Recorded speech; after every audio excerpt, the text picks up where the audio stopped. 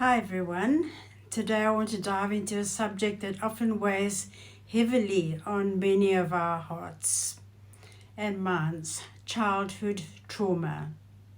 Now I want to start by saying that I'm not a professional in this area. This is simply my opinion on the subject that I'd like to share with you.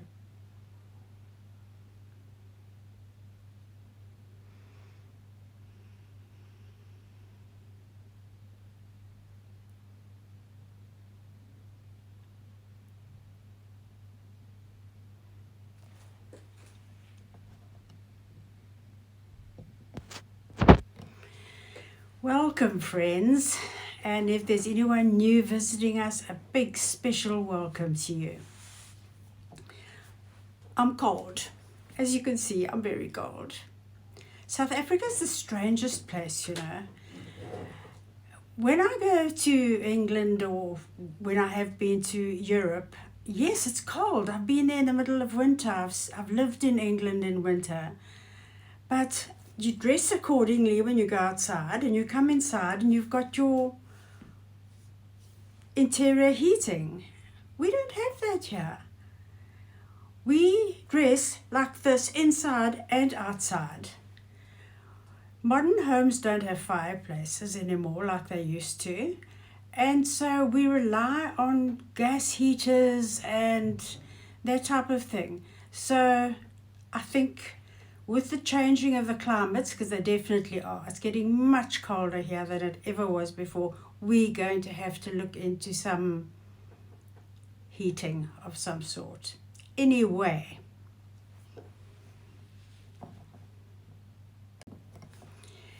as we all know, childhood trauma can stem from many dire circumstances: abuse, drug addiction, family neglect, mental health issues, the list goes on, and my heart bleeds for those children being brought up in those awful circumstances. And no doubt when they grow up, they will manifest a lot of what happened to them in those early years.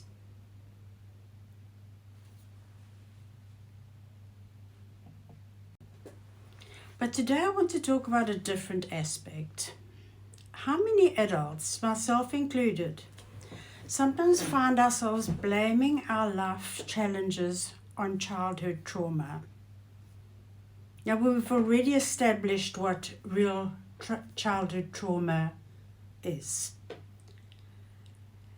As a mother, I can relate. Like many of you, I was given a job that I wasn't qualified for: parenting. I had my first baby at 17, and let me tell you, it was a miracle I pulled it off without causing some serious harm through sheer ignorance.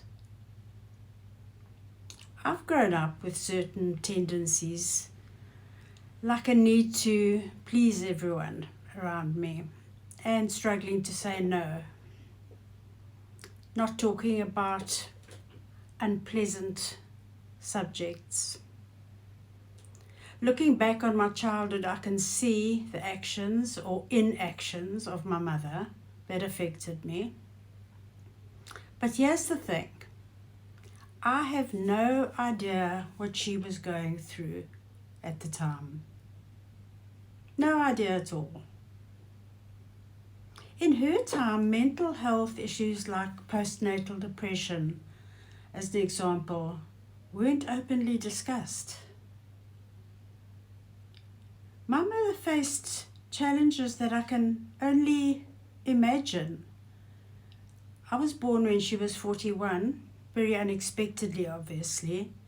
She muddled through parenting without a manual like all the rest of us.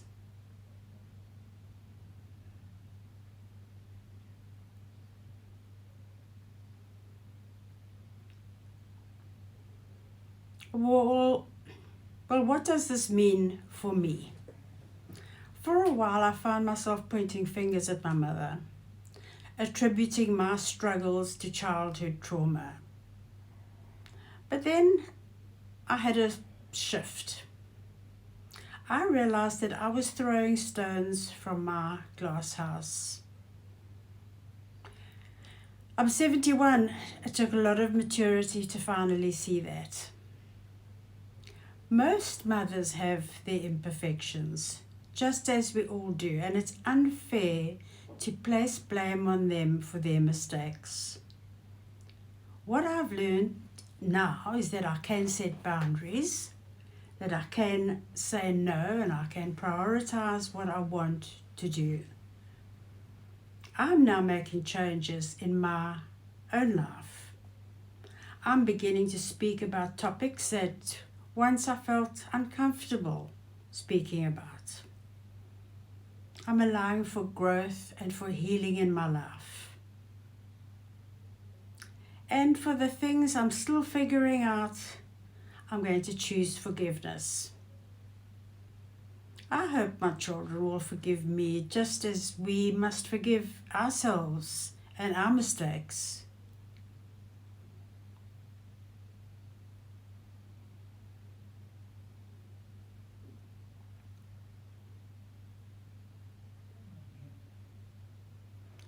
So here's the moral of my little story. None of us are perfect. Let's stop blaming each other for imperfections. Let's not be too hard on ourselves either. We are all just perfectly imperfect. I hope this video resonated with you and that you enjoyed it and you watched to the end. And if you did, I'm so grateful for that. If you haven't subscribed to my channel, please do and come back for more discussions. I look forward to your comments on this video. Bye for now.